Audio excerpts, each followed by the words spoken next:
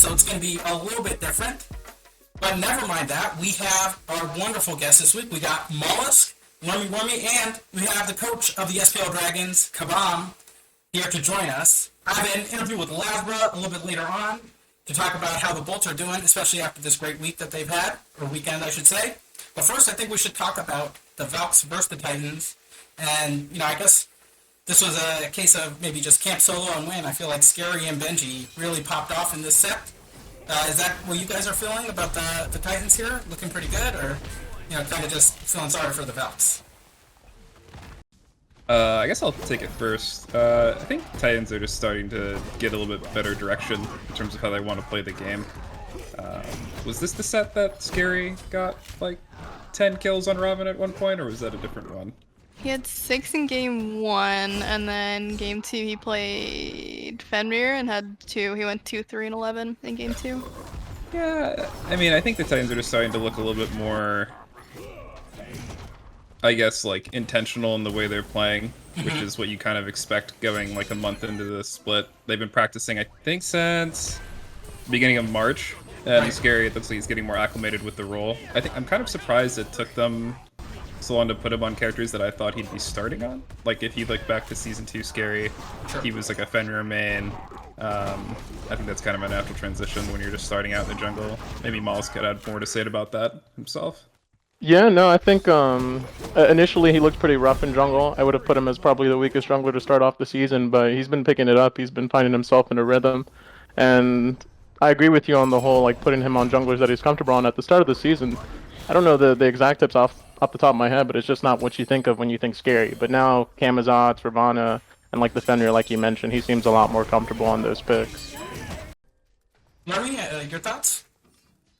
Yeah, I think that they definitely are looking better, but I feel like the Valks are kind of slowing down, we were really impressed at the beginning of the split, I feel like, with some of the stuff that they were doing, especially considering, all of them are on ping, right? So, they're kind of getting the short end of the stick on that, but, this set was just kind of a little rough to watch. In the first game, we see Johnny pick up Daji, and I'm like, wait, you would have picked Daji on ping, and you would have picked Daji into Robin.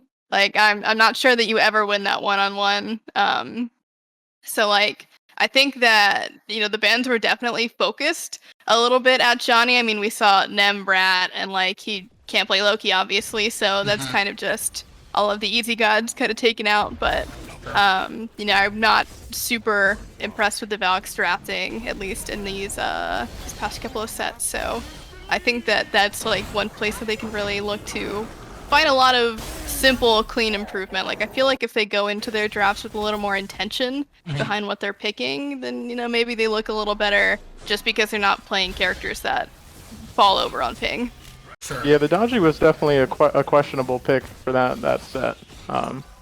And Valks as a whole, they started off a bit stronger than they are now, but I just feel it's tough to have your heart in the game when every single one of your players is dealing with ping issues, in my opinion. But yeah, and it's a big feels bad when, the enemy team bans out all the gods that you might be able to perform at. I'm looking at, the Sun Wukong bans. Ducky hasn't really been able to show stuff on either the King Arthur or Cucullin as much as he's been able to on the Sun Wukong. And, they're banning out Raffer all the time. It's gotta feel pretty bad. yeah, he's a beast on that Wukong, for sure. Yeah, for real. Anything else that you guys want to mention about this set? I know it was a pretty quick set, quick wins from the Valks. I don't think either game went to 30 minutes. Neither of them actually got to even 25 minutes. So, the Valks were struggling definitely. Yeah, no, it was pretty cut and dry. I just feel they were outclassed in every aspect of the game. Zeros played well game 1 on the Chonga 3-1. He was the only shining light for them, but outside of that, not much to highlight for the Valks. Yeah, I think I'd like to at least give them credit for trying to get creative with how they're drafting, given that they're playing on the kind of ping that they are. I would not want to be in the position that they're in, where they have to account for ping, and whether or not ping is a huge factor, which I'm sure it is, but if you're someone who's arguing that if it's consistent it doesn't matter, the fact that it's just in your head, right? I don't know. If I had to do that, my mental would be shattered every day. So, I think that once things are normalized, if they're able to get here and able to play on like a fair ground, I think you'll have a better performance. And I think, you know, Twitch chat and Reddit and everything else kind of goes a little too ham on them given the circumstances. Yeah, I don't think most people understand like what it actually feels like to play on that ping. Like, it is just not fun. Like, sure, competitive games like feel a little bit differently, but like, say you roll up in your casual and you randomly get 200 ping, but you're 200 ping the entire game, and that's every single game. It's not a good time for your mental. It's not a good time for winning. Like, it's just not anything that's really helping them at this point. All right, let's move on to the Jade Dragons versus the Olympus Bolts, and thank God we have Cabom on here. It was a bit of an upset alert. You know, Lasbra, I think, really stepped up in games 2 and 3. Cabom, you want to maybe take us through your team's thought process, you know, decompressing from that game? Yeah, so I guess a little background. We've actually scrimmed the Bolts probably the most out of any team. We started scrimming third week of March, I think. And they actually had a winning record versus us, so we actually, I think both teams have a pretty good idea of how they were going to draft and how they're going to play. I think for our team, it's generally the idea that when we show up on SPL day, it's like a very different environment and a very different team, so those issues are going to sort of auto-resolve themselves. I think some people talk about teams being like LAN teams or whatever. It's kind of like that. You just assume on game day that things are going to be a little bit more clear and better executed. So in terms of draft and planning, I think we had a pretty good read on what we were going to be playing against, and I think we ended up getting what we wanted, but it wasn't necessarily the correct path for our draft to go, if that makes sense. Sure. And I actually think in this set, it's probably realistic for me to say that we probably should have gotten 2-0'd. The reason that we didn't was, if you can recall from the first game, there was a Thor ult from Sam where he landed on Lasbra and Ben. And they both kind of trolled. It was behind the fire pit. He kills Lasbra and he gets Ben's beads, and then Ben uses his Aegis even though he just saw Thor abilities get used on Lasbra, so he kind of trolled that, which set us up for like a free fire and kind of be able to run the game. Sure. If that play doesn't happen, then we're probably in a really, really bad spot, to be honest with you, where we're kind of even in comp for comp. If they're getting more pressure on us, we're probably going to be in a pretty disastrous game state. Yeah. So first game, I feel like we got kind of lucky, but when you put us in a position like that, we're probably going to drive the game home. I think that's one thing my team excels at more than anyone else in the SPL, where if you give us, you know, 1 inch, we'll take the whole game. But the second and third game, without going too much into the way they implemented their strategy, which I thought was really intelligent. I think I actually went on Twitter and said something about it.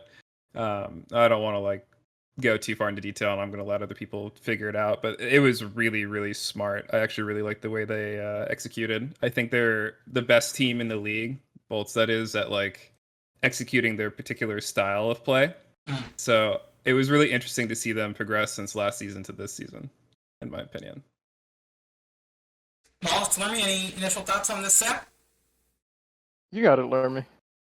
Yeah, I mean, I definitely think the Bolts have stepped up a lot. You know, going into this weekend, it really felt like the Dragons were kind of just this unstoppable force. But like exactly as Cabom said, I was like super impressed by just like how they executed, right? Because like a lot of times like teams will come in with strategies, right, and then it just won't work. Like I feel like that's kind of what happened in the Valk set, is that like they had a strategy, but you come in on game day and you come in with ping and you kind of just get destroyed by it, right? But like I mean, it is incredibly helpful that the Bolts aren't playing on ping. Like this isn't even a question, I guess, for both of these teams in general. But like for them to be able to consistently execute it like they did in games 2 and 3, that was like very, very like a really good showing for them.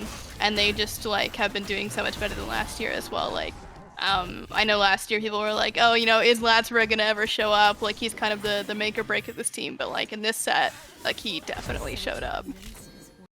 Mollusk? Yeah, last definitely did show up that set. I think the whole Bolts core honestly showed up that set. They kind of controlled the pace of the game, which is something you rarely say about any team that Jade Dragons is going up against.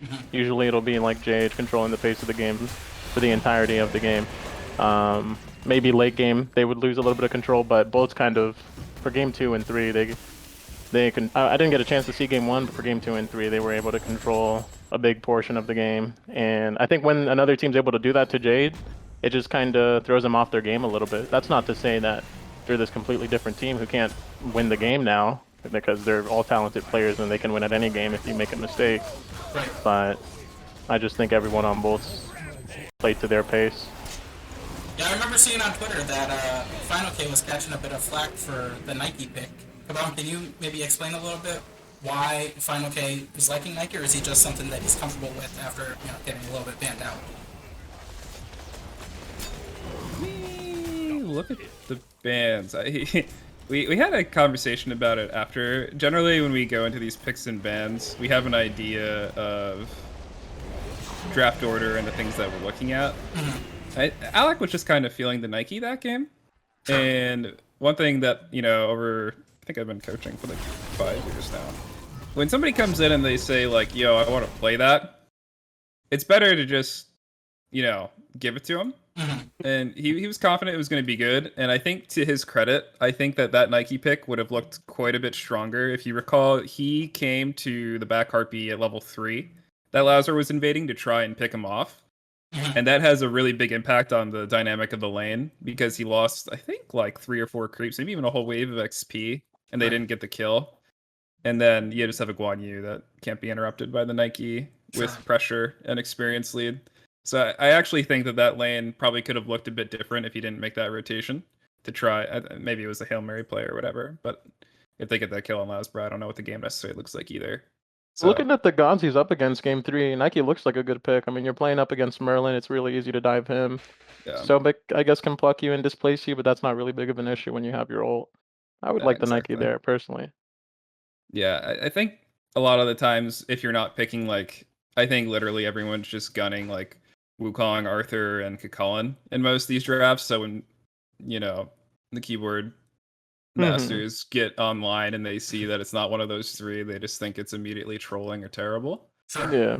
And I guess this is just a good time as a reminder. Split 1 doesn't have any bearing on, like, your world's placement or anything like that. So I don't feel very comfortable locking my team necessarily into playing the same stuff every game if they want to experiment and try stuff in a real game setting.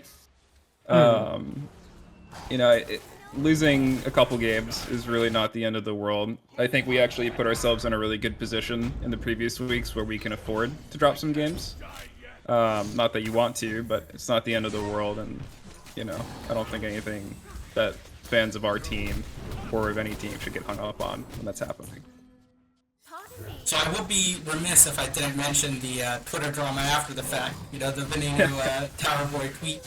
It's been a while since we've seen this amount of, I don't want to say beef, but maybe passion in the non-battleground areas on Twitter. Yeah. You guys want to talk a little bit about this whole situation? I really loved it, but I'm scared of losing the 101 follows. So I've been tiptoeing around the Tower Boy memes. Okay. Well, let's get first things first. Tower Boy is excellent. Like that is the most excellent. But it's mediocre. Another thing to be talked about here, for some reason, it's mid laners that are beefing this season. Sure. And if there's any lane that has no business beefing at all, it is mid lane, because you don't have any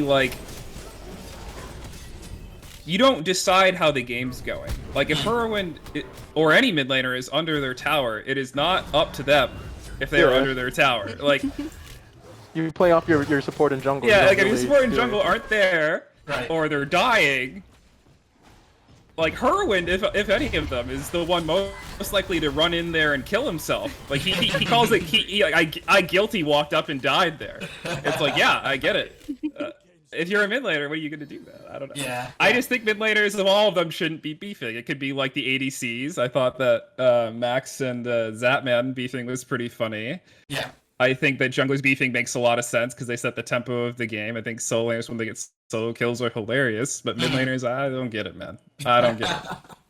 I think it's healthy for the league that there is at least some vitriol. I don't know, maybe vitriol is even too strong of a word. You know, beef might be the right word. It's nice to see that something can happen outside of the battleground, and you know, it's fun for the fans, of course. Any final thoughts? I happen to love the memes. They continue to impress. Any final thoughts on this set, or have we talked about this one enough? I think it just showed that Jade can bleed. I mean, they were looking like the most dominant team. I mean, the way they started the season. So it just, even though we already know what happened on Sunday against the Scarabs, like it showed that they can bleed. Which to me, I didn't think they could. They were proving they were destroying every game. So a little humbling experience. Sure. All right, let's move on to the Oni Warriors versus the Tartarus Titans. A bit of a sort of PK family reunion here, if you will, between Paul and Scary D and Neil and Cuvo. I think this was also, you know, all the sets this week have been pretty great so far. You know, a lot of 3-game sets and things like that. The Oni Warriors, you know, take a late Fire Giant in Game 1 to be able to seal it, but Games 2 and 3 are won by the Titans pretty handily, I want to say. Actually, maybe not. It was a close game, I think, both all 3 games. And, you know, it's good to see that the Titans have sort of rounded into form a little bit here. Is that how you guys are feeling about the Tartarus Titans as well? They're sort of showing up when after a bit of practice and things like that? I think Titans are still very dependent on what the game looks like for Cyclone and Benji come 15 minutes. I don't know that that's necessarily different from any team that those two have ever been on, but I think that as Scary starts to find his ground, you'll find them in better positions as time goes on. I do think that Paul functions as a very good like stopgap where he can pick up the slack. Like if they're even, Paul will get you to the end of that game and it'll be a positive experience for you. So long as you don't take like a really bad fight at fire randomly. Yeah. And I think that I'm kind of surprised where Warriors are in the standings, mostly because in a lot of their games they've been really fighting into it. I think I actually used to think of this as SSG too. They used to have like a really, really good record every single season, but almost all of their games went to 40 minutes, and when you do that, it's very easy to lose it in the way that they were winning those games too. It just came up to a coin toss most of the time. Right. And I think they've just been on the worst side of it pretty consistently. Sure. Yeah, I'm glad you mentioned that. These were pretty long games. I think all of them went over 40 minutes. Maybe game 3 was less than 40, but you know, having these sorts of long games, you would think is something that the Oni Warriors are a little more used to, given their previous playstyle being a lot of SSG and things like that, but kind of is detrimental to them. I do want to point out that this was sort of the first game we really saw Paul pop off a lot. I think he jumped up like 2 or 3 KDA spots there just off of this weekend alone. And like you said, Cyclone also has sort of looked mediocre to start the season, I would say, but is really rounding off into form here. Mollusk, Lermy, any thoughts here? Yeah, I mean, when you have crazy, insane GPM, just what happens. But, even besides Ornate Arrow being really good, I think that it was actually very impressive to see that Paul just, brought out the Giannis. Paul has not been known to play Giannis, really ever, I feel like. So for him to just do it and, do really well on it, that was pretty cool to see. The Giannis is not something he's brought out before, I don't think. Or at least not often. But, yeah, to your point, he did pop off this week, Apam. I mean, 3-0 for the first game, 7-1 for the second, 8-1 for the third game. You can't ask for much more from your mid laner. Oni Warriors, man, I really came into this thinking they could be the best team in the league. And I still think they have that potential, and maybe it's just ping. Dardiz made a tweet later this weekend, I think, just saying he was frustrated about the ping issues and stuff like that, and missing abilities he wouldn't miss. Not exactly that, but along those lines. And I can understand that frustration, because when you're competing at the highest level, any sort of disadvantage is gonna be big. And They were close games, man. Those first two games went over 40 minutes. It sucks. It sucks to lose those kind of games. Yeah. It's whatever if you lose, before like 20, 25 minutes, whatever, you got outplayed early, mid. But when you've been committing 40 minutes at this point to this game, you really want to win. And when you don't, it sucks. Yeah, I totally feel that. Any other final thoughts about this Oni Warriors versus Titans game? I know you mentioned Dardo's this tweet. I think even Cubo is, I've been talking to Biggie a little bit, and Biggie says that Cubo really is affected by the ping in ways, that he wouldn't be if it was, not a factor. And I think mentally it sort of, we talked about this with the Valks a little bit, it gets in your head a little bit, like, oh, I can't even play some of these guys because I probably won't be able to hit my abilities, and that, I think, even if you probably could play those guys, just like thinking that you can't, I think is really hard to get over. Yeah, doubt becomes a factor. And then when you start second guessing yourself, that reaction time that's usually primed up gets slowed down just a little bit, which is all that you need to miss a skill. Also, Cubo's a super passionate player. I mean, I'm sure everyone remembers him punching the chair, winning worlds and everything like that. I could see him getting frustrated or tilted at the ping. One thing I did want to mention here is we see Aurora pick up Fafnir. I think he picked it up in both of the sets that his team played this week. Fafnir doesn't really seem to me like an Aurora guy. He's known for his like Kabrakins and Hercs and some more aggressive. And RDOs. RDOs, yeah. I don't know. Where did this Fafnir come from, and why is Aurora playing Fafnir? It's just a little surprising for me. I mean, it kind of like fills some of the same things that he likes. Like if he's playing the aggressive supports, like Fafnir can do that. He can like not solo carry his team, but he does damage, So like Sure. It kind of does what Kabrakan does, but yeah, I agree that it's like not in like really his like wheelhouse of things that you would expect him to go to. So yeah, I just wasn't expecting it. I think that maybe their reliance on the Sunder might have been why you do it, because you horrific Sunder, they get stuck in the Fafnir thing and they just insta-die, so like maybe that was something, I don't know. Yeah, no, Aurora's always been a bit of an X factor in every game for both teams whenever he loads onto the battleground.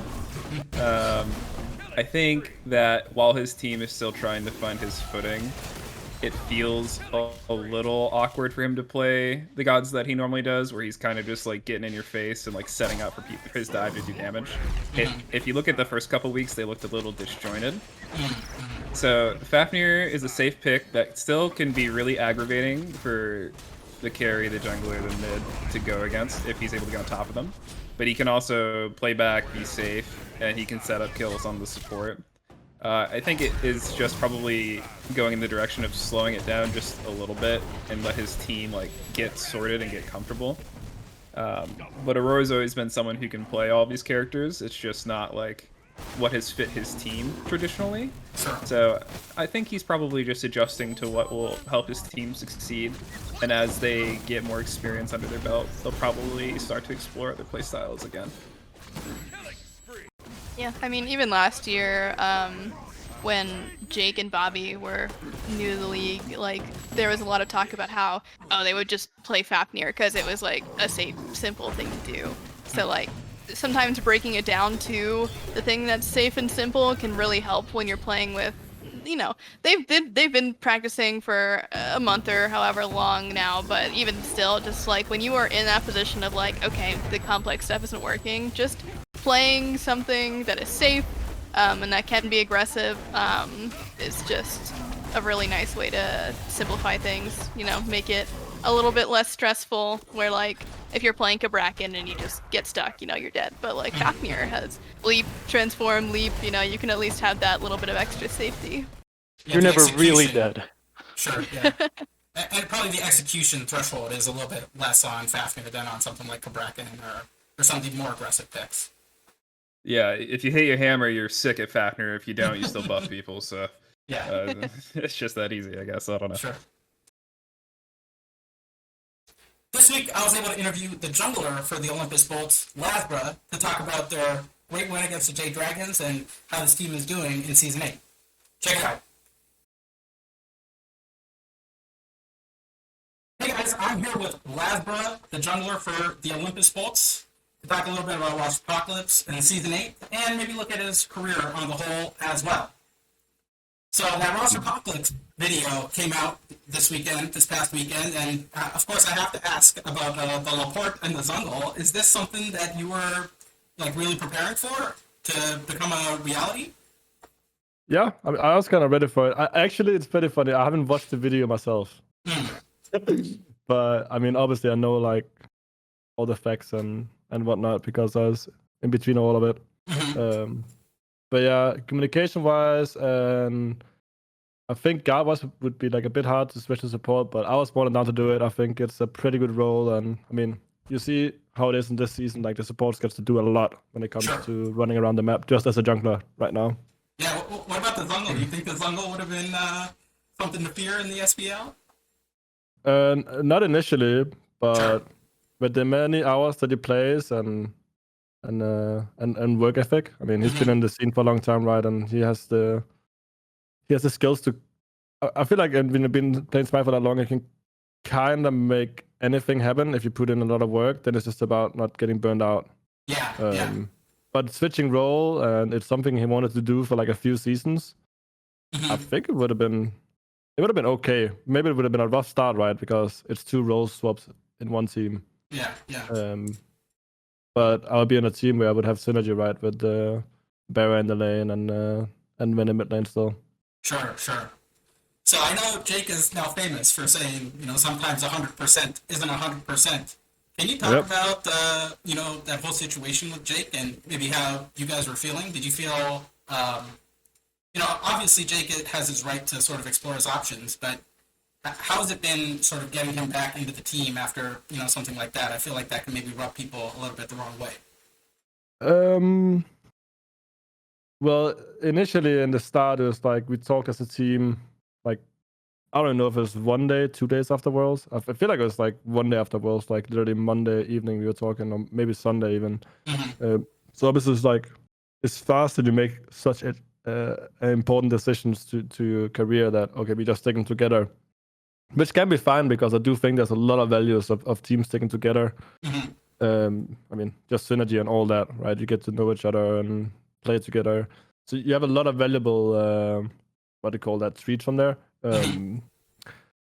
But I mean, with him saying that, and then, I mean, I was kind of on the page that obviously everybody should explore the options, and like that's what, Barra got an offer as well, which is like a pretty big offer. Yeah. So I'm fine with like everybody, like kind of doing like their part of like getting on the best team they can, because that's what makes the most sense for every player.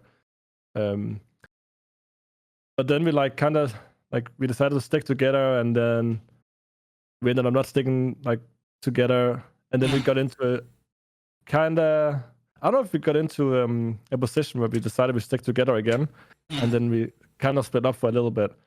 So it's a bit back and forth. But if I look at Jake's like decision making, like he's young, it's the first time he's in this scenario. So I mean, I understand it from his perspective. But when they started out and we said we stick together, I thought we were gonna stick together. Like I didn't like really think about it too much. So I said to like there was a few other people who reached out to me, and they're like, "What are you doing for next season?" And I said like we most likely sticking together.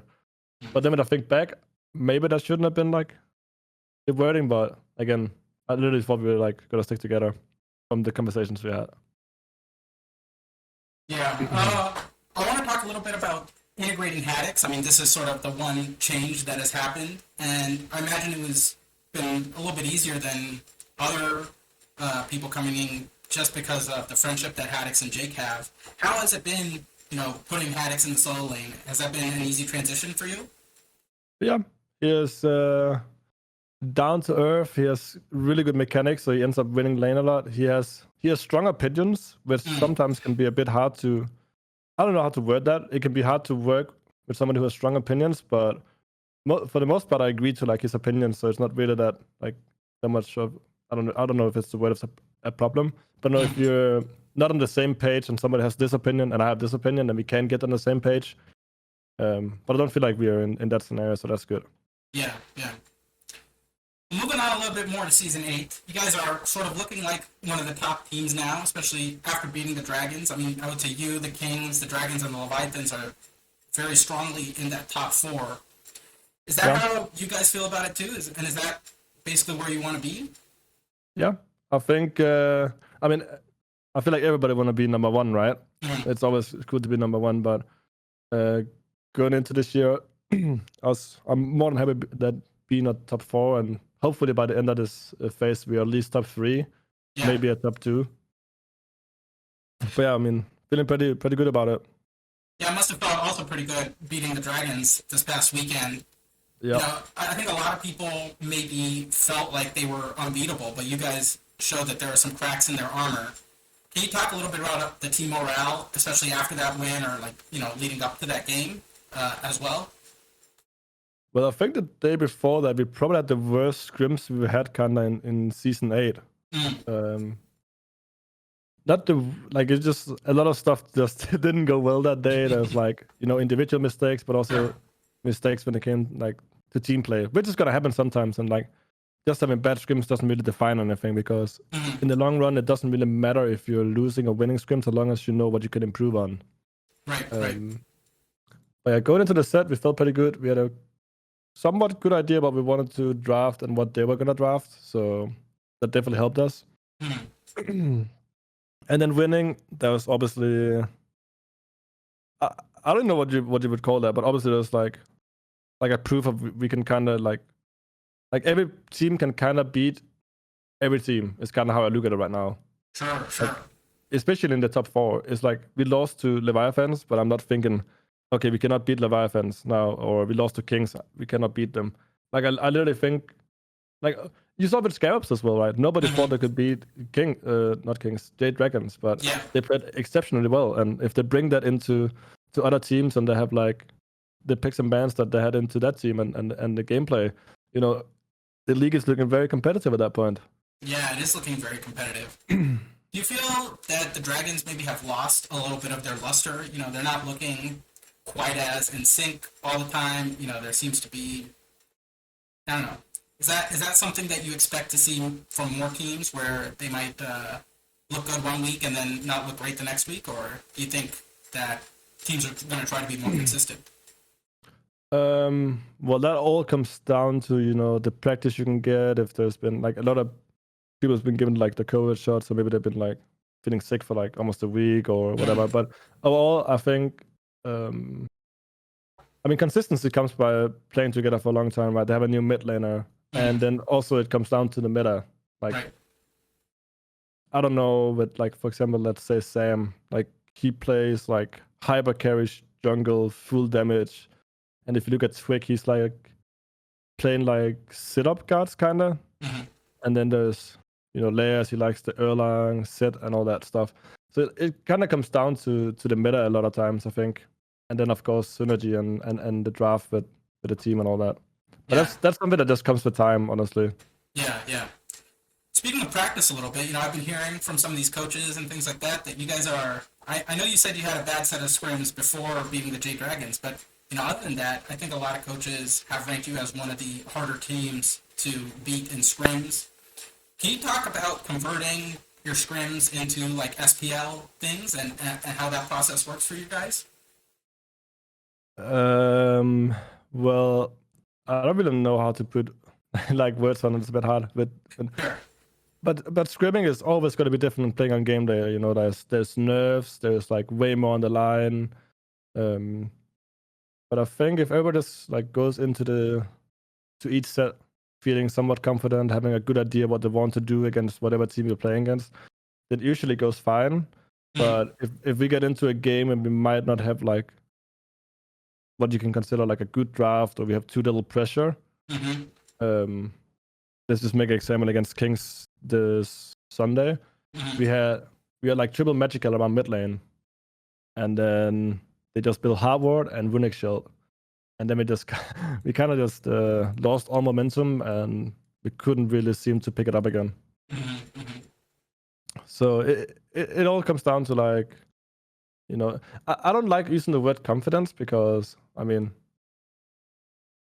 think going into a set, like I'm always gonna feel like good about it. Mhm. I'm not gonna like look at like, oh, what could potentially go wrong. I'm just gonna think positive most of the time, and sometimes it doesn't work out. But if you have a good mindset, then at least it hopefully will be better than if you had a bad mindset. Yeah, of course.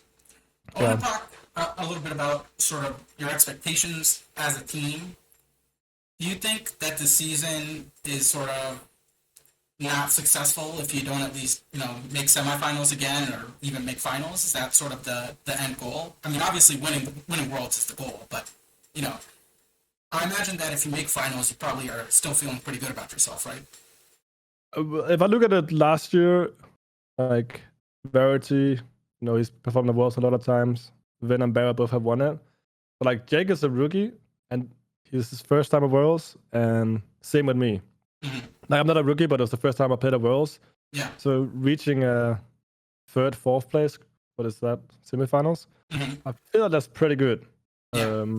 And it like PK won, and we haven't won against them in the regular season, Mhm. but we had like really good scrims, good gameplay against like most teams, but Ghost. Mhm. So I mean, if you're on the other side of the bracket, it could have gone differently as well, Sure. and then we maybe would have lost to Ghost in the finals, but you never know right. But overall, like I was at least pretty happy with it. I don't know. Obviously, if you won Worlds before, it's kind of like a letdown to only get to semifinals. But from my perspective, I was definitely happy with the semifinals. I mean, about this year, do you think that if you don't get to semifinals, Oh, would yeah. you be Yeah. disappointed? Yeah, I forgot about the. I mean, definitely semifinals. Like, I'm looking to be top 2 by the end of the year, and that's Okay. being in the final. So I wanted to So- ask you about sort of improving or evolving in the jungle. Do you feel like, from when you started, that you maybe changed your play style in any ways to, help your team out more or fit the SPL meta? You've been in the SPL now for 3 years, and obviously you played mid that first year. But have you felt your jungle sense sort of changing over time as you've been in the SPL? Well, when I was playing season 5 in minor league, then it was like I felt like I don't know if I used the word deserve to be in a spell as jungler, but I feel like I was pretty good and I could have made like at least top 5 jungler in EU SPL. Mhm. But then going into season 6, I changed to mid lane, and after playing mid lane for like almost half a year, I kind of lost my touch a bit in the jungle and like had to rework a lot of the mechanical also decision making. Mm. But now in this season, I'm feeling pretty good. It's a bit weird sometimes with meta shifts and all that and what cards has to be played. Like I usually see myself like I'm known for Pele. I like to play Daji. I like to play all these like hyper carries. So switching it around it maybe like sometimes a bit hard. Mhm. But I'm more like a hyper carry, but it's pretty hard to fit in like some metas. So I try to play around it. It depends on the meta, right? But I try to be able to play a bit of every style, and if I work a lot around it, I will be able to play like whatever style we need. Sure. Just with practice. So I was definitely a hyper carry in season 5, and now I'm like kind of trying to, just kind of follow the meta or do what I think is good. Sure. Now Shell got nerfed. Mhm. That might bring some more hyper carries back into the meta. Pele looking pretty good, and she got a Yeah. new skin. Mhm. So not sure what we're doing yet, but it's definitely looking fun to be in the jungle this season and this new patch here. Yeah. You already touched on this a little bit, but I want to maybe switch over to talking about your career a little bit and the switch that you made to mid in season 6. Can you talk about maybe some things you learned from that mid switch? You talked about the jungle skills getting a little bit rusty, but I imagine the perspective you gained also, has impacted you a little bit. Yeah, for sure. I mean, you never really know how it feels to. I mean, I guess you can say that, but like diving a mid laner, from then playing in mid lane, you kind of get like the feel of like how it feels to get Doe and what's their best play to do when they get low. Sure. So like, what's their response gonna be, or what do they need to do to outplay? And then I guess you learn like a bit from that, right? Yeah.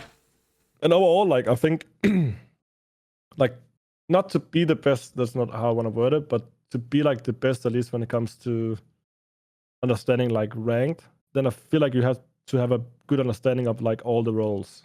So you need to know like what's going on in mid lane, why they're doing that, what's going on in solo lane, and you kind of learn that the most from playing each role. So it definitely gives you like a bit. Sure. But if you're a jungler, like, and you're already in SPL and all that, you have a pretty good understanding of the game. But if you're trying to get into competitive, it's pretty good to know like what's going on in like every role. It's pretty important. Yeah, good advice for the grinders out there. Yeah. I don't know if I've asked you this before, but I'm going to ask you it again.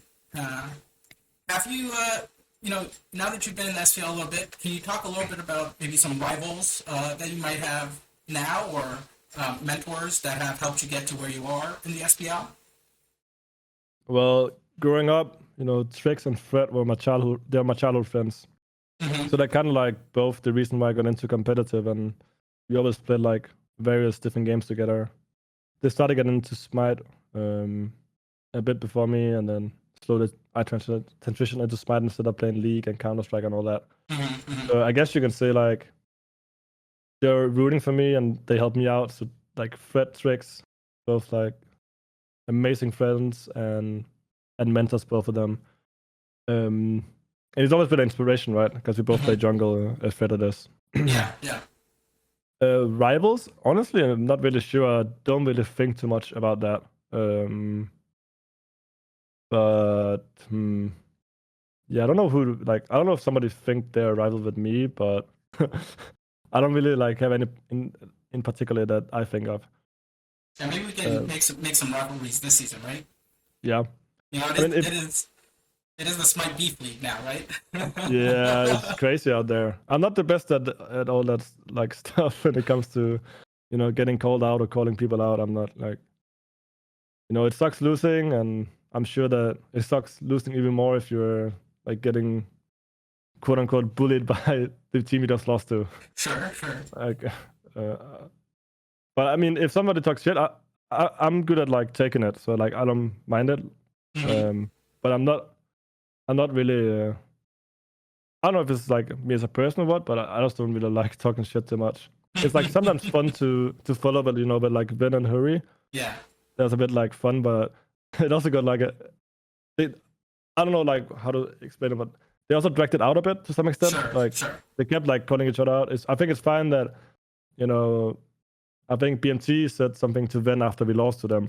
I think that's fun, just like one fun remark, but it's like at least what I consider myself like friends with most people in the league. I don't really have anybody like I hate or anything. Yeah. Well, there's got to be someone who's making your scrims, not as fun as you want them to be, right? Like this is, I'm almost done with my questions, so this is the time of show where I ask you, who are you beefing with, who are you trying to call out, and of course, feel free to give any shout outs if you want to give any shout outs, Lasbra. I don't really have any like. There's not any like person or like anything with Scrim, honestly. It's been a bit hard with scrimming, people with EU ping, because, being an EU ping that sucks, but it's, COVID and all that. It's kind of what the situation has brought to us. Yeah. But I know sometimes some teams like to early surrender a bit, and that can be like momentum for scrims. Like I like to have like 3-4 good, decent scrims. And it kind of, if you have to like play like 6 games because 3 of them get like early surrendered, I think it's fine to surrender early if you're like, okay, you just lost because we literally lost like every lane and in the jungle. But if you're just like 2k behind or something, sometimes like a bit rough with the surrenders. Sure. But that's not even like any team. Yeah, I literally don't have like any grudge with anybody. Or anything. Maybe better to ask you then if you got any shout outs you want to do. Is there anybody or people that think deserve a little shout out? A shout out. Is that like playing or anybody in the community? Anybody. Shout out the fans too. Yeah, I mean honestly, shout out to the fans, and we have like a lot of people posting their jerseys on their Twitter. Definitely do that if you bought a Bolts jersey. We love seeing that on Twitter. You know, thank you to all the people who stayed sub to me on Twitch when I've not been streaming a lot, and everybody who tunes in when I'm doing my regularly short streams whenever I have time. It's been a bit, I don't know, it's not been like rough with content creation, but you know, SPL is parity. I started going to the gym. Also, I don't want to get burned out here early in the season. And then with rank not being reset and like already hit MMR cap on almost 2 accounts, then it got like a bit boring, but now ranked reset. So I definitely have motivation to play ranked again. Sure. So that's at least nice. All right, Les, I just want to, thank you so much for coming and allowing me to interview you. And just want to remind everyone, go buy some Bolts merch, support our SPL players, or buy any SPL merch, at shop.spikeproleague.com. Thanks a lot, Les. Thank you for having me on. Go Bolts! Go Bolts. The Atlantis Leviathans versus the Valkyries. I don't know if there's actually too much to talk about this set. It was 2 pretty quick games. Game 2 is only 22 minutes long, which is about as short as I think you can get it in Season 8. I don't know if you can do a sub-20 win in the SPL. Maybe, in other seasons we've seen the snowball be pretty effective, but in this season, I think, 22, that's about as quick as it's going to be to kill the opposing Titan. Is there... Yes. I feel like Shinto and Apam basically just popped off both of these games, and that's that. If Shinto kills and let him carry, is the Shinto backpack really big? Yeah, dude, this is a rough one. I mean, like, everybody really on the Leviathans, like, did exactly what they were supposed to do, more or less. Oh, this first game's when they ended up in... I don't know if they were at a speed buff and they couldn't kill this Erlang, right? That's what happened. There was a whole... Yeah.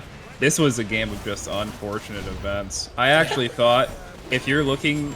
Like, if you're really into the Valkyries, I actually thought that this was like... This first game, they're kind of like showing signs of life and they're trying to like be proactive, and it's just... You want a team that has that kind of roster to be showing that they still are mentally in it and engaged and trying to be proactive and win. But if you're trying to be proactive and you die, it feels really, really, really bad. And that's just kind of what you saw in this game. Yeah. Mollusk, I think I cut you off a little bit. No. It's just rough, man, for the Valves. It's rough. Yes. As Cabom said earlier, like, Phase 1 split games don't count. You have to deal with ping. Honestly, if I was Valks, I would maybe even be mentally to the point where I just wouldn't want to scrim as much if we're all going to be in the scenario. But just to speak about the game and instead of like external factors, Panatome and Shinto really came out to play this set. Penny with the 408, Shinto with the Raijin 908 for the first game. I mean, just absolute domination by them. They controlled the entire thing. And this is the second team. I think they're second in the standings right now, Leviathan. I think first after they're this weekend. first. Yeah. First after this weekend? Wow. Yeah. Yeah. So this was first place against last place team, honestly. And the Valk sets have just been a sleeper, and this was another one of them. Honestly, wasn't too much to watch here. Yeah, it is unfortunate. I think, especially after trying to be proactive and losing, I think the mentals can take a pretty big hit there, and it definitely seemed like that in the second game, unfortunately. But I have faith in these guys that once everyone is in Atlanta, or in Alpharetta, that is, I think they'll be a lot stronger, and my fingers are crossed for this team. Yes, sir. Yeah, me Huge too. morale boost for them when they get here, and it'll be huge for them. I'm really hoping it's going to pop off when they are all settled and all not playing on a million things. Yeah, I mean, when's the last time we've seen Emelito on Land Thing? It's been a while, so that's going to be exciting for a lot of us.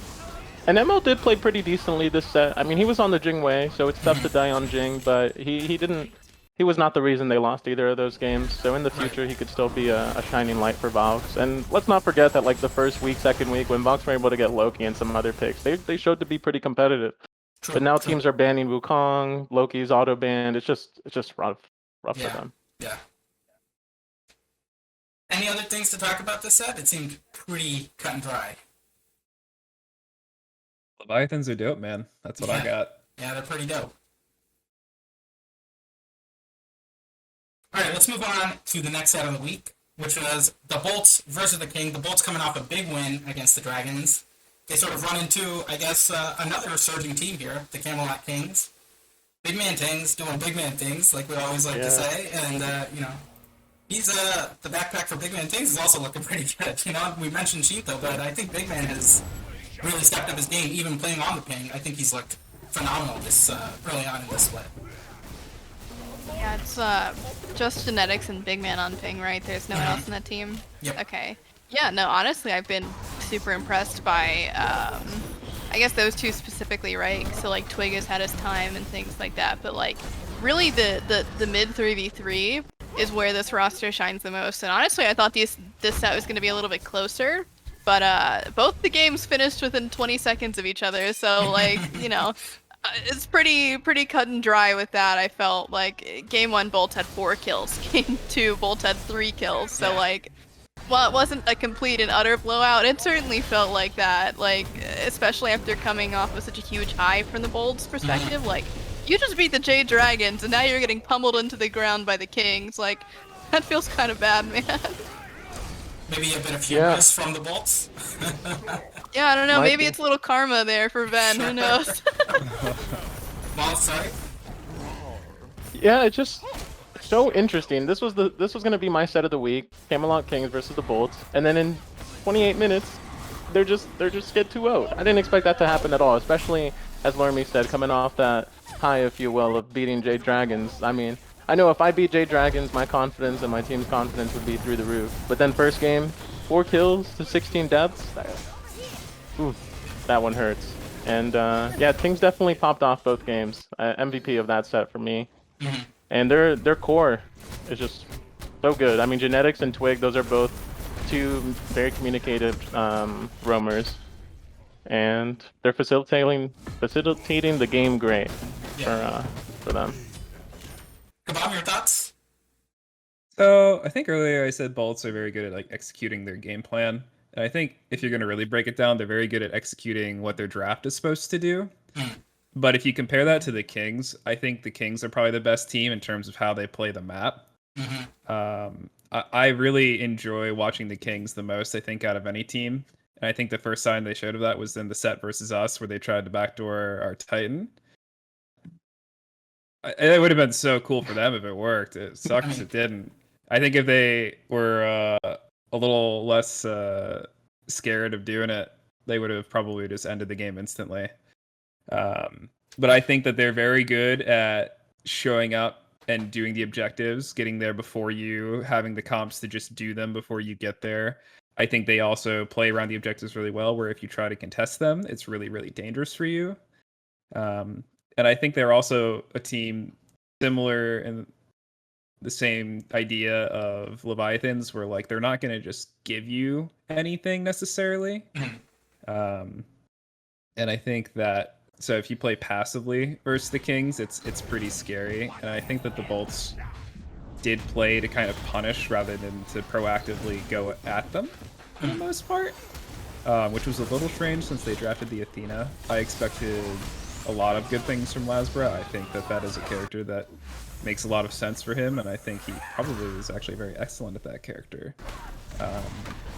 I was kind of surprised at how it ended up looking during that set. Yeah, I think Agro on the cast said that Lasbra sort of been running scrims with this Athena. Is that your recollection as well, Cabom? Not for me to say. That's what I'll say. Okay, I think that's all we'll get. I did want to mention that we did see Twig pick up the Bumba Spear, which I don't think has ever been picked up in the SPL. I mean, you can correct me if I'm wrong here. Was it just, the power spike on the FG? I think he got it right before doing an enhanced fire giant, something like that, and then they pushed to win relatively quickly after that. Is that where we're going to see this item sort of find its place for teams that want to maybe just push to end quicker, or was it just because he didn't want to get Hammer? I don't know. I feel like Hammer on Robin is not bad either. Oh, that's Bad. interesting. Yeah, could you explain, Lermy? Because I don't understand. I really don't. Look, I see that item and I'm like, this item sucks. It has power on it, so maybe if you want power, but I mean, it's about to get a lot better, right? But like, at least this item as it stands on not 8.5, it's basically there to just destroy objectives if you don't have any way to auto attack, cancel your cooldowns back. And Robin like doesn't really especially have great auto attack cancels, so Sure. like it's slightly better for that because it does have power, so it does kind of like feed into your abilities a bit more. But yeah, it's like there for just killing objectives really quickly. That's kind of the thing, right? But it's a little different from Mace because Mace, or Mannequin's Mace rather, is like for attacking really quickly, getting that stacked up, keeping it stacked up, whereas this is for like more power junglers. So Or like, the ability-based junglers. I was thinking yeah. maybe on Bastet I would go that, right? Because you have power Yeah. for your abilities and you don't really incorporate Bumba's passive too much. But Yeah, I that was think it. especially with this buff, it's going to be getting in 8.5. I think it'll be at least a little more valuable than it was Mm. before. Like getting percent power increases after killing camps is like kind of wild. I'm not gonna lie. Like if you're coming into a fight with 300 power and getting, I don't know if it's like 10% or if it stacks up to like 30 or something. I don't remember what it was, but it's a lot. Whatever it is. You do back camps, you come to the fire giant, and you just automatically have more power. It's kind of nuts. I wonder if Twig felt he needed the Bumba's starter to clear the jungle and then just didn't like getting the hammer because the auto cancels aren't really that good. And he's like, all right, I need to upgrade this anyway. Maybe just go the spear. And, you know, they probably were in a good enough position to end regardless of whether he upgraded it or not. Right? Yeah, I do think it was kind of weird that he didn't just go I. Like, I feel like I is kind of the default now, and then if you can get hammer, you get bombas, but otherwise you just don't get it. So, you know, I don't really know like what the exact thought process was, but like if I'm looking at it, I would think he would go I into protector, but it worked, so you take those. Yeah, yeah. All right, let's move on to my boys, Solar Scarabs. Let's go! Winning, beating Cabom's team here. You know, I gotta represent for my boys. I think I was the only one on the show last week who even picked the Scarabs to win. I know it wasn't a 2-0, but it kind of felt like a 2-0. It should have been. I was talking to Bobby in the stream afterwards, and I said, man, you guys probably should have won all 3 of those games. And I tweeted after the first game, you know, every game these Scarabs guys are playing, there's a noticeable improvement, even for someone like me who, you know, is just a casual player of this game and an SPL observer at most. You know, we can really see the wheels turning and the teamwork sort of, we can see it getting better. It's almost like tangible on a game-to-game basis. Cabom, I think it's time for you to walk us through what sort of happened here. I don't know. The first game should have been over at like the first respawn of purple. Sam Thanatos ulted, and he was going to land on Bobby, who was in execute range, and he waited for like 2.5 seconds, and he got out of execute range. And in that like really pivotal moment, Zapman just like skied across the map instead of hitting Sam with the Heimdall ult. But if he hits Sam, everyone on my team is dead, and we don't kill anyone. Yeah. So that should have been the end of the game. If you get 4 kills between Erlang and Heim, they have to mess up a lot for us to win. Sure. There were a lot of other things that happened in that game. I think they tried to pull a fire game 1 that didn't quite work well for the Scarabs, and you guys were able to capitalize it. And like you said, you know, they gave you an inch, and you guys took the whole pile and sort of ended it, I think, quickly off of that fire giant that they weren't able to sort of fight around well. But I think sort of the seeds were planted in game 1 for this whole set, right? And we see the Scarabs in games 2 and 3 sort of really look good. Especially, I want to say, Solo Troll and Layers. Mollusk, LermyWermy, your thoughts?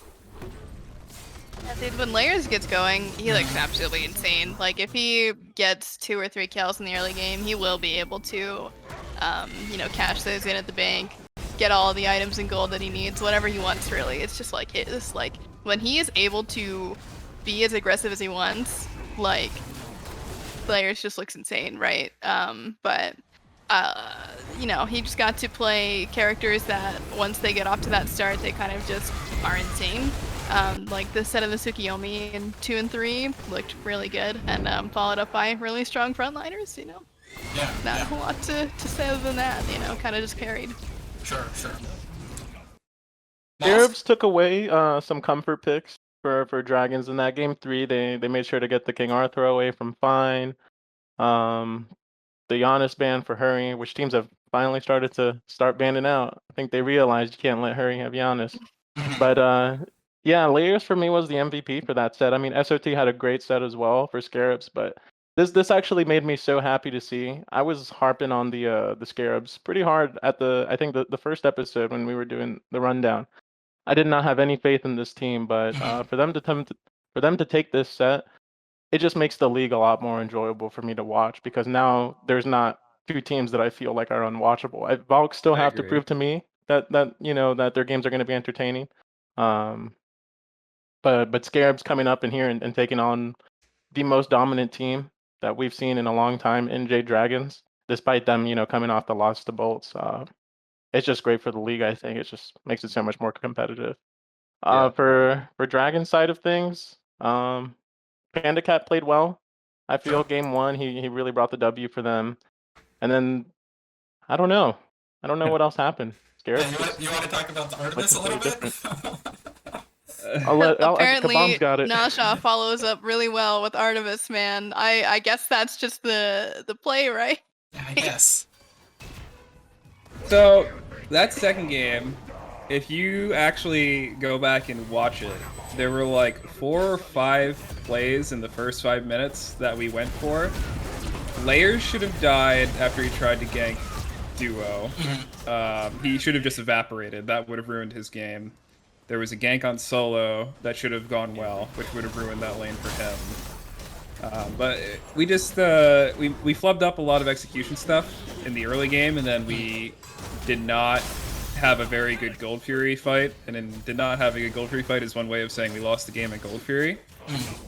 And that's just the way it goes, man. Max has 3 people with a troll, 4th item running at him, and he's Artemis. So I don't know. He did what he could. I don't know that it mattered what character he was playing at that point. Artemis, if you look at it pick for pick versus the other team, I don't think was horrible. And Max just really wanted to pick it.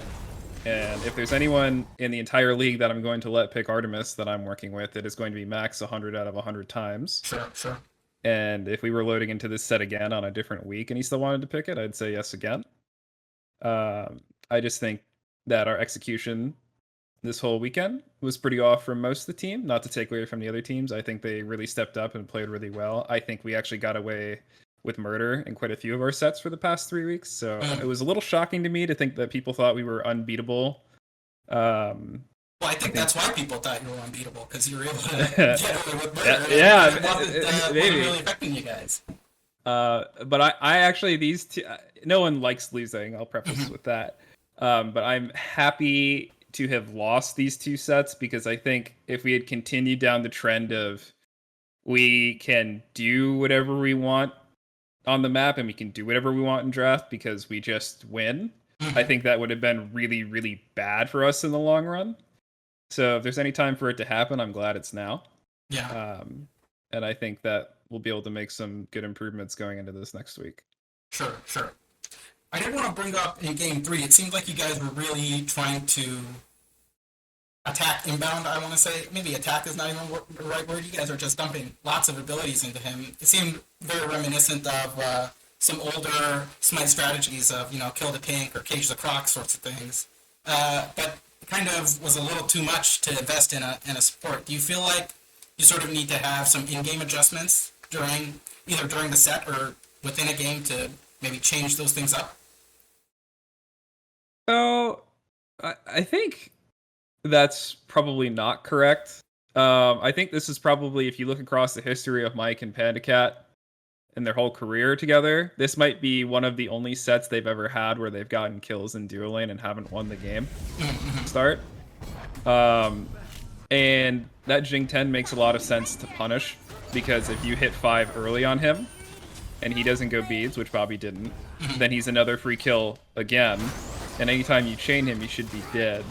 The biggest detriment to our game was once we had 2 kills and we had a comfortable lead, we went over to defend the blue, and that lane was in a pretty not great state because FineOK lost a minion to minion RNG. So we went to defend it, and Mike missed his chain on Arthur, and then Set went in, and Sam had already hammered, and then Sam is now behind on Thor against Set, and is going to be passively farming for the rest of the game probably, and losing his jungle to Set. I think if what happened at that blue didn't happen, we were actually in a really good winning game state. If there's any support you want to give kills to, both player and character, I think Mike and Ares are probably near the top of your list. Sure. Yeah. But unfortunately, due to what happened at that blue, and due to how the experience worked out in that lane, they wasn't able to get punished as hard as you would have liked. And I mean, that's just the way it goes sometimes, right? Yeah.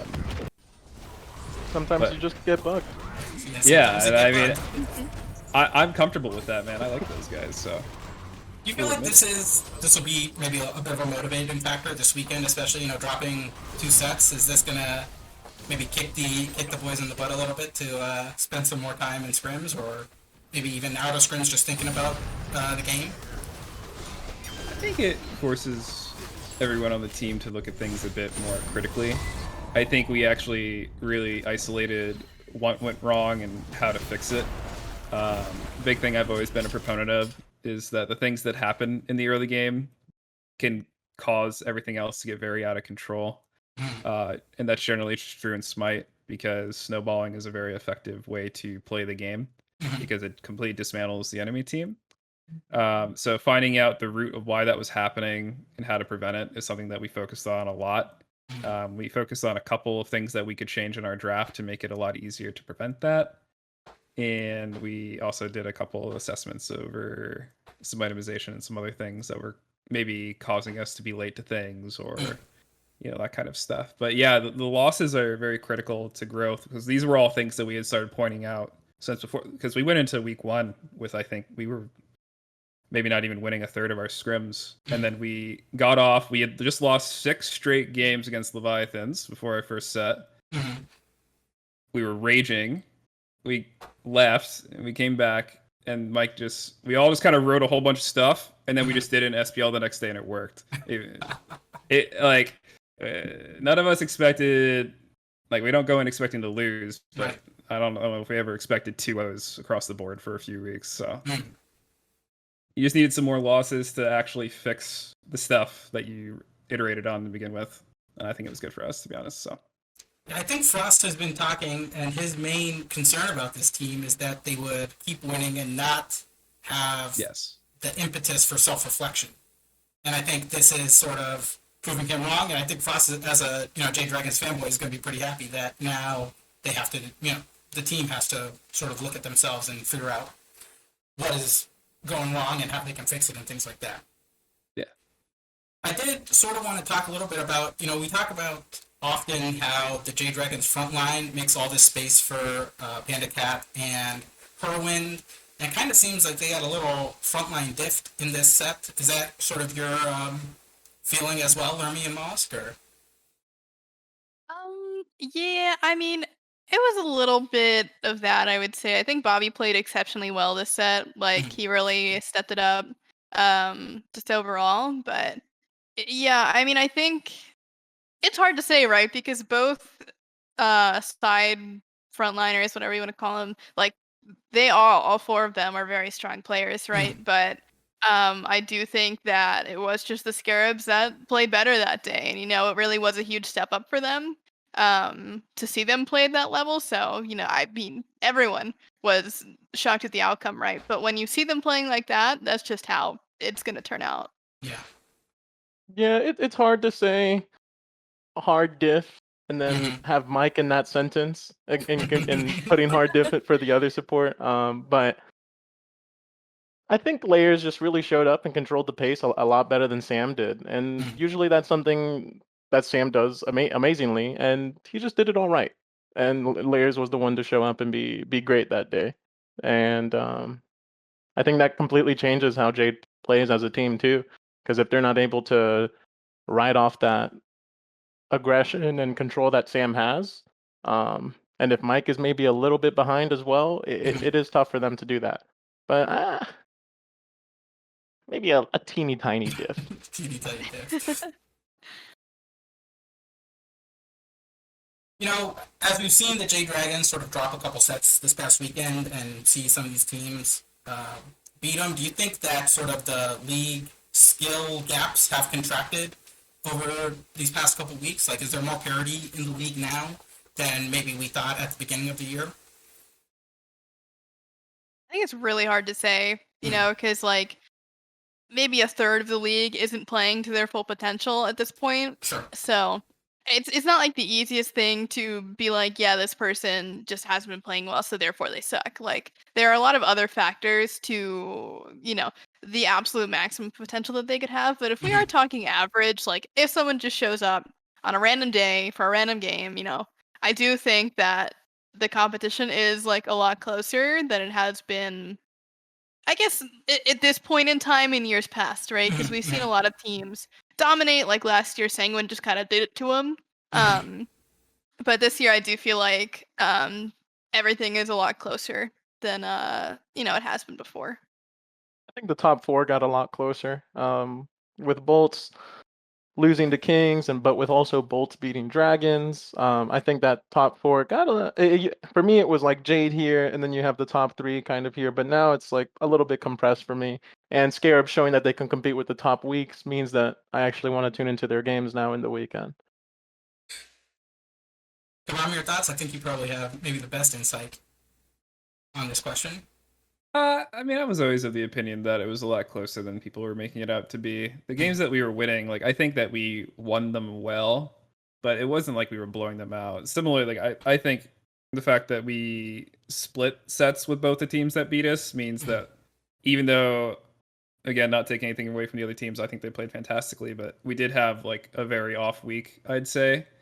I think the fact that we still showed up and we still won a game, like pretty handily, even if, you know, it could have been flipped on our heads. I think that is a good sign that we are still in a good spot. I thought that the Kings were phenomenal after our set versus them, which maybe is a little weird to have that kind of, maybe it's a little biased in some way, but I thought that the way they were executing their plans was really good. Bolts and Scrims had been doing I think they've always been like the Scrim team. So the fact that they're showing up to SPL, like it's natural, right? Like if you guys stay together and you show up, it's kind of like what Old Rival did. I think they were always winning in Scrims, and then they started playing really well.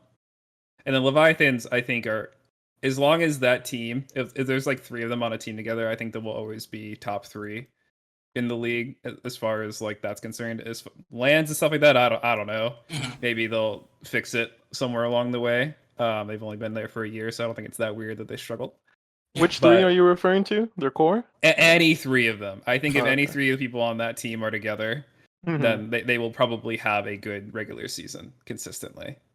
Yeah, I think they mentioned on the team check-in with Aggro that, you know, showing up at lands and at these big tournaments is a big focus for them, you know, to keep the mental strong and show up when it counts, because that was something that they struggled with, I think, all of last season. But I don't know, you can't blame them too much. You know, they were basically all SPL rookies, you know, last year. So, well, I think they're all incredibly good. It's crazy to see them come from SCC and just do what they did.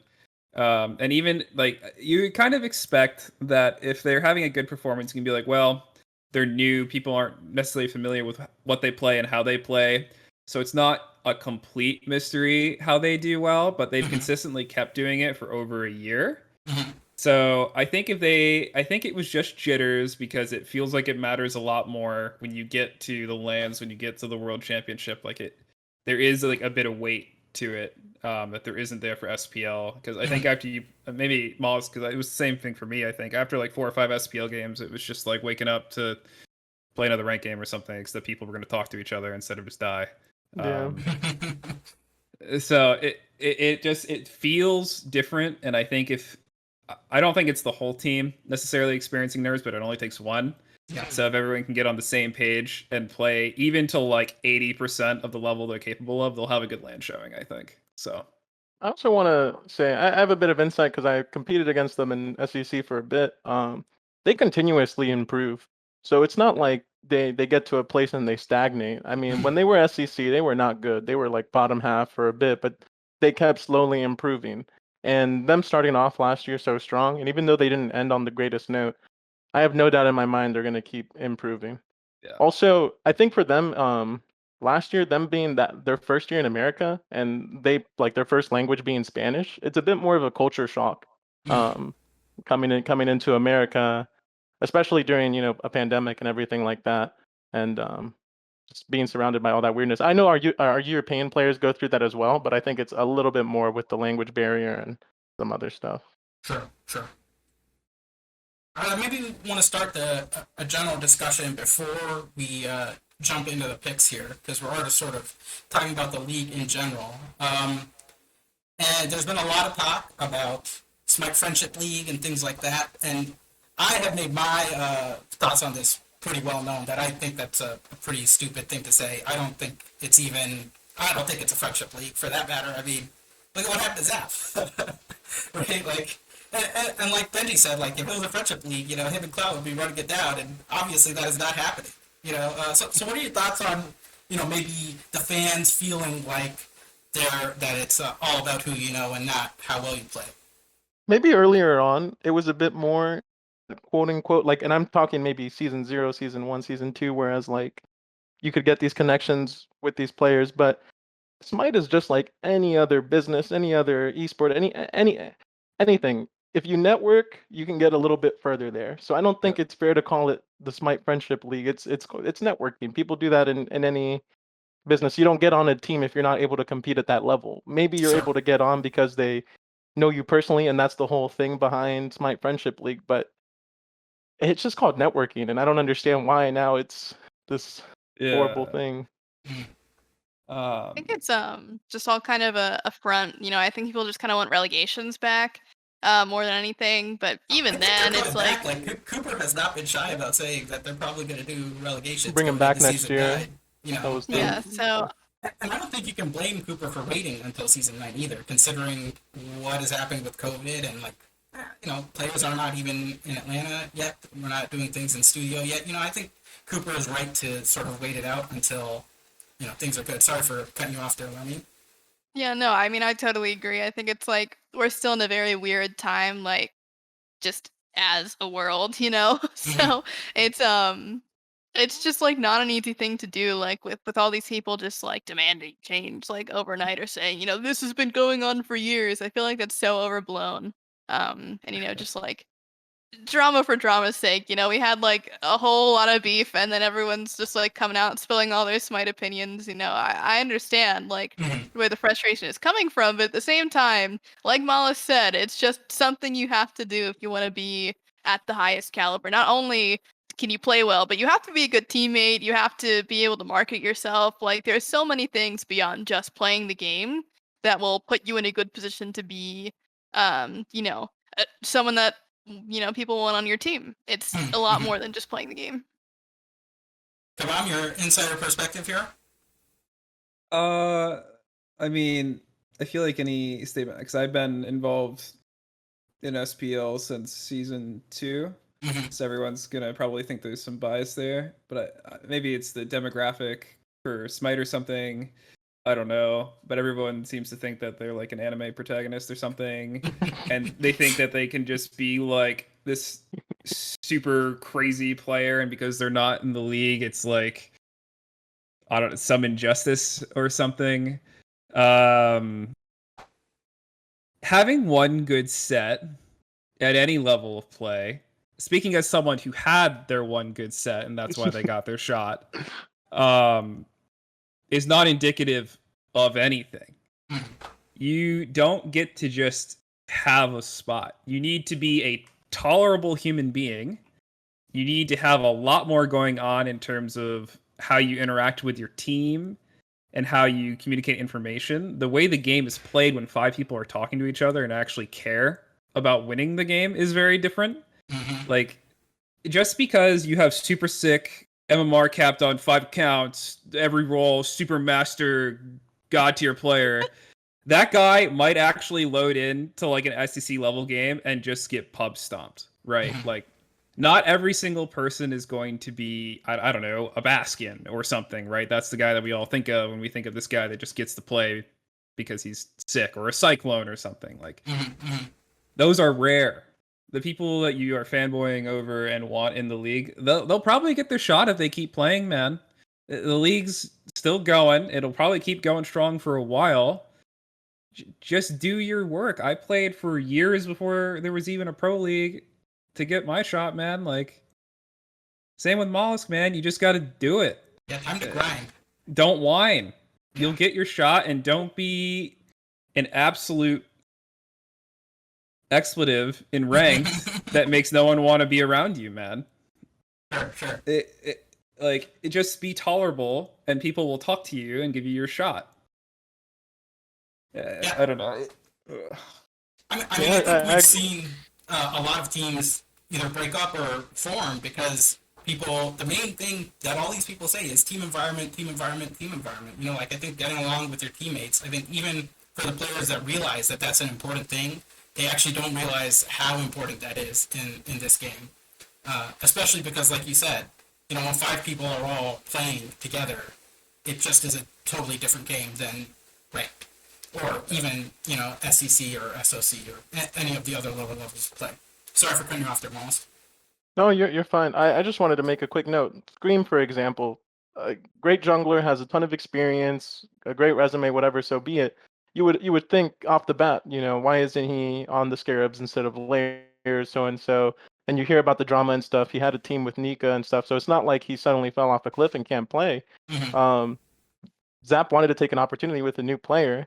It's not like him and Layers are best buds, known each other since they were 8 or 10, you know? Yeah. He saw somebody who had potential to be great, and he went for it. And for any, like, aspiring player out there, keep playing, and if you're great enough, you'll seep through and you'll play. You're not gonna be, you know, a diamond in the rough or something and not have your chance. Like, if you're great, you'll come through and play. For example, Paul, I mean, he came out of nowhere, played SEC one split, got picked up. If you're dominant, it's gonna show up. So just play. And seems like everybody who's Zap picks up, the supports at least, they all end up winning world championships. So that's a pretty good track record, if you ask me. we'll see. We'll see. All right, I do hope relegations come though next year. I think it's just healthy for the league, keeps it competitive. I know in the past it wasn't possible just due to other constraints, organizations this year, the pandemic, and among other things. But I think it's just healthy in general to have. Sure. I agree with that too. All right, it's time for us to make our picks for week 5. I want to mention that there are now going to be 8 games played per week. We have SPL on Thursdays, so I think that's going to continue until the end of phase 1, right? I think Yes. so. Yeah. All right, well, let's start with picks for Jade Dragons versus the Valhalla Valkyries. Mollusk, I think I'll start with you here. Who you got?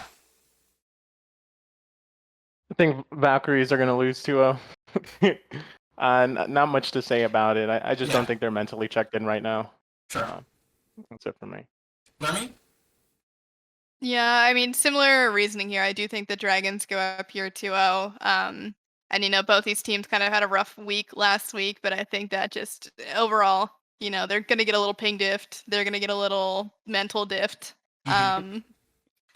There's not much that you can really say other than, you know, feels bad for the Valkyries. You know, eventually it'll just be better. Yeah. Cabom? I think anytime I have to vote with my team involved, I'm going to put 2-0 for us. I don't know. They're nuts, man. We'll 2-0. Yeah. Sure. All right, Lermy, let's start with you on the next set of the week, which is the Oni Warriors versus the Camelot Kings. You know, I would love for this set to be close. I think it would be really great if the Warriors show up, but man, like, it is just such a sad time to see that this team is at the bottom of the league, because I really do think that they are amazing players and they are just kind of getting handicapped, unfortunately, by, you know, the situation. So I would love to see a 2-1, but if I'm talking realistically, I do think it's going to be 2-0 Kings. Cabom, who you got in this one? It's 2-0 Kings for me. I think that if you look objectively at what Warriors have probably been struggling with, it's been how they've been playing the map, and that's why the games have gotten so long. I think they've had games where they've gotten leads and they could have pushed it and ended, and they haven't been able to. I think Kings are a hard matchup because of that, and I don't expect the games are going to go as long as some of the Oni Warriors games have gone in previous sets. Mollusk, who you got? I got Kings 2-0 as well. They just look a lot more cohesive as a unit right now. And with the Smite, the way Smite is right now, you can't just win if you get first blood. Like, you have to play consistent throughout the whole game as a unit. So Sure, I just got Kings 2-0. Yeah, I got the Kings 2-0 here as well. I think the Oni Warriors maybe have dropped some games, and I think they're still figuring things out. And obviously, the ping is not helping either. So it's hard to see how they can find victory against a team that seems to be firing on all cylinders. Come on, let's start with you on the next set of the week, which is the Leviathans versus the Scarabs. Who you got in this one? I think sort of the top team of the league taking on the new league Scarabs, I guess. I think it'll probably be a Leviathans 2-0, but I think that Scarabs are going to have some really intelligent drafting. I think there is some overlap between what their junglers play and what their mids play in particular.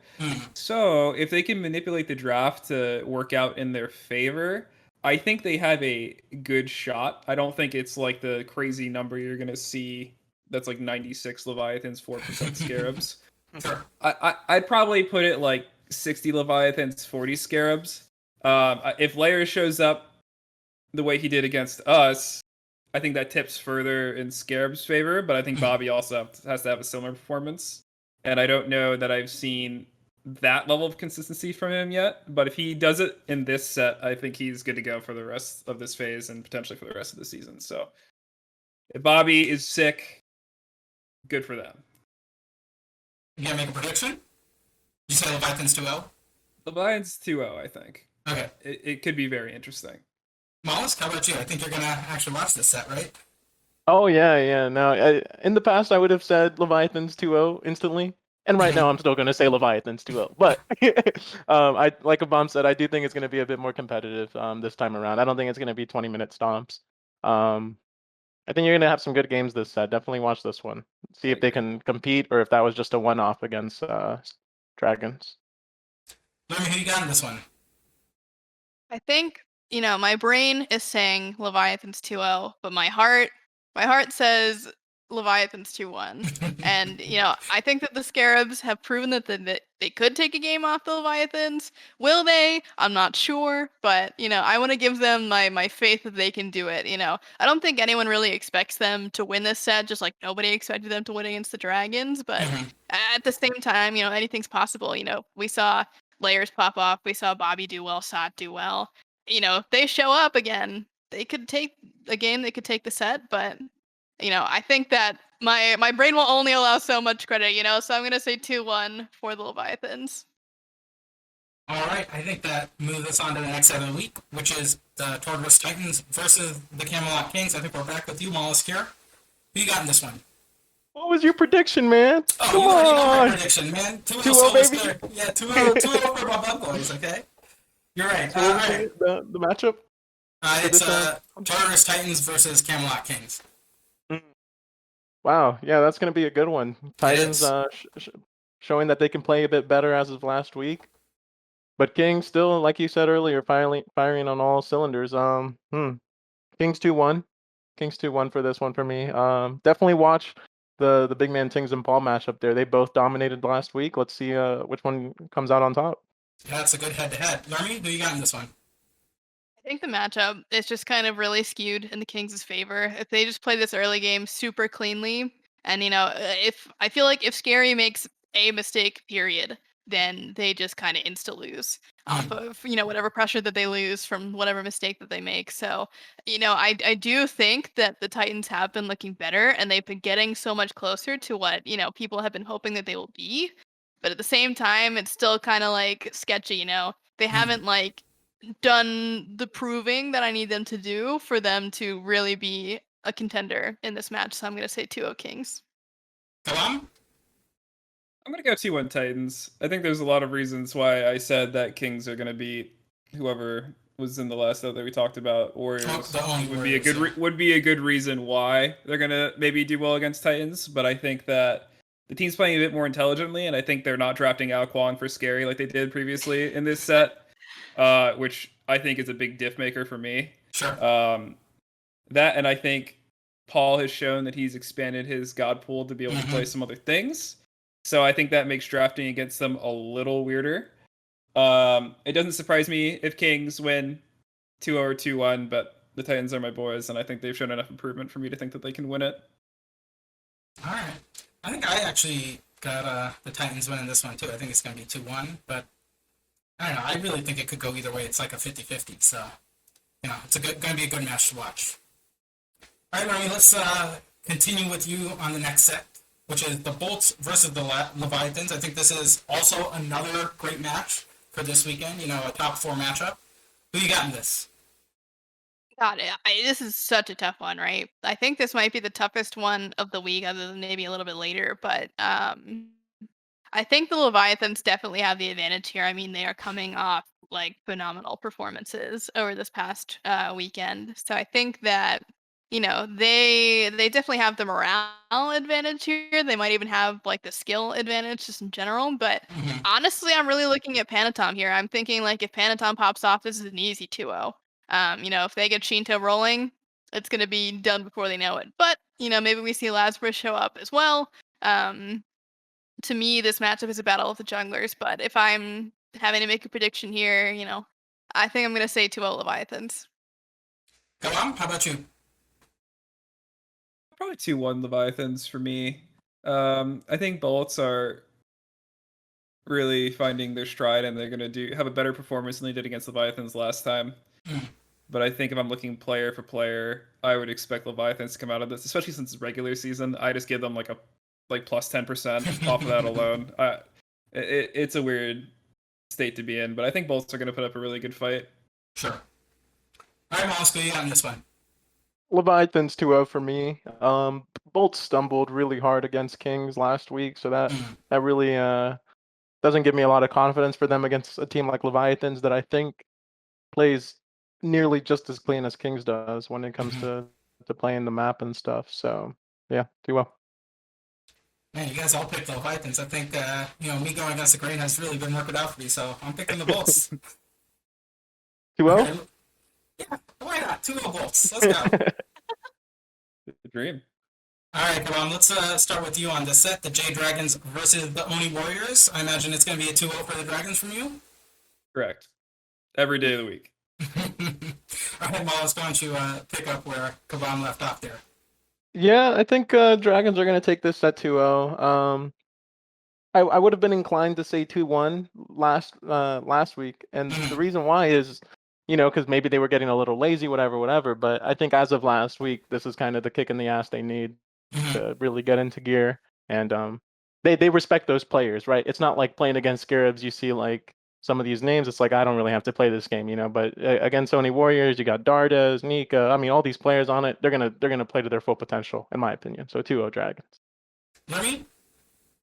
Yeah, I think like Moss said, like last week was just not what the Dragons wanted. So this week they will make it what they want it to be. And this is a good time to prove it, right? Because they're against the Warriors, and then earlier in the week they're up against the Valkyries, right? So technically the bottom 2 in the league. Debates on if that would be true if they were on all equal ping, but it just feels like this is the week where they can make up, what they should have done for last week. So I think that, they're going to come into this swinging and, trying to reclaim that crown that they have lost this past week.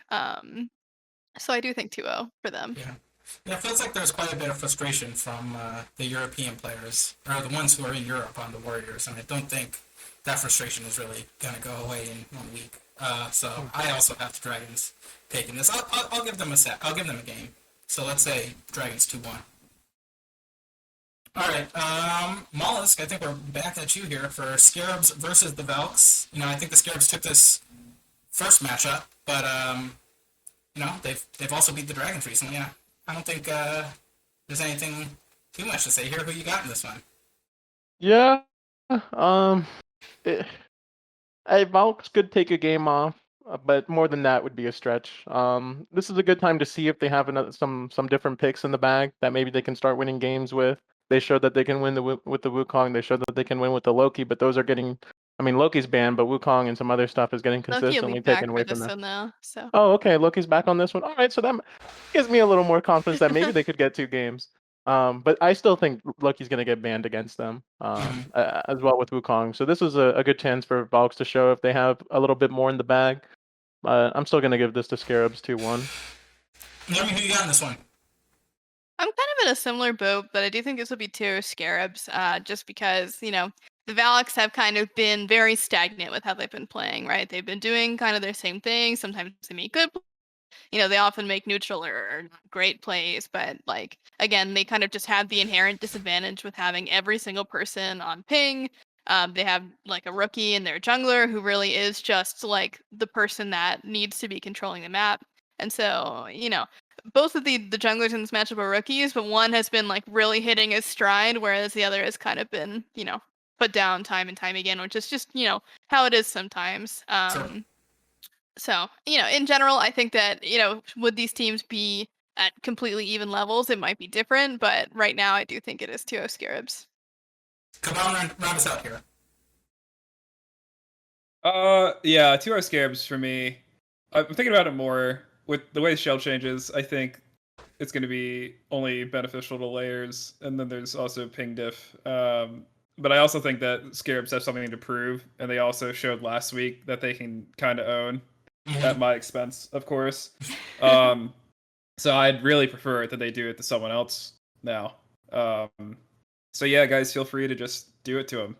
Yeah. Bug I like that. 2-0 for the Bug Boys. Yeah, that's for me.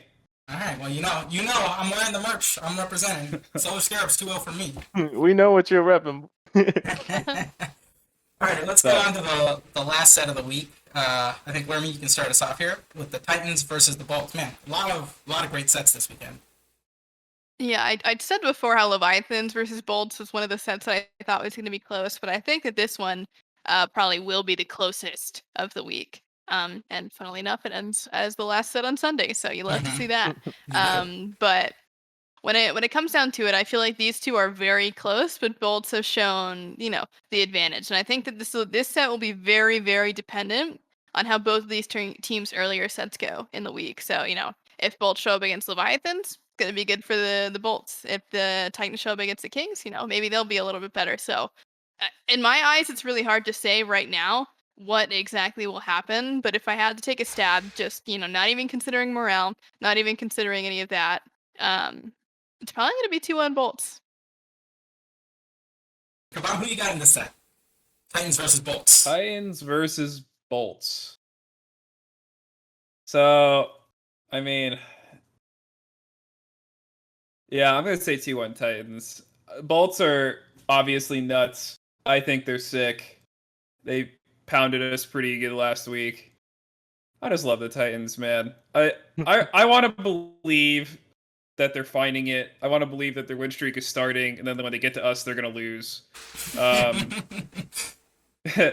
But if they're heating up, I don't know if there's any team other than the Dragons roster in history that has had a hot streak the way that an Aurora Cyclone team has. So if they do good against their other matchup earlier in the week, I just expect it to just keep going and then hopefully end when they face us. All right, Mollusk, why don't you finish this off here for week 5?